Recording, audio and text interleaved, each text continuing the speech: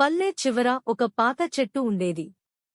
ఆ చెట్టుకి తన జీవితంలో ఒక్క మంచి స్నేహితుడు, ఒక చిన్న బాలుడు. ఆ బాబు ప్రతిరోజూ చెట్టు దగ్గరికి వచ్చి ఆడేవాడు, ఎక్కేవాడు, చెట్టు పళ్ళు తినేవాడు. చెట్టు ఎంతో సంతోషించేది.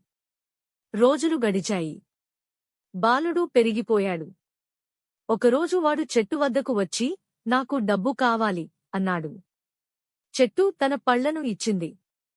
వీటిని అమ్ము అని చెప్పింది. వాడు వెళ్ళిపోయాడు. అప్పటినుంచి వాడు చాలా సంవత్సరాల తరువాతే తిరిగొచ్చాడు.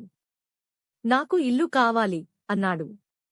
చెట్టు తన కొమ్మలను ఇచ్చింది, వీటితో ఇంటి కట్టుకో. మళ్ళీ వాడు వెళ్ళిపోయాడు. చివరగా ఓ ముసలివాడిగా తిరిగి వచ్చాడు.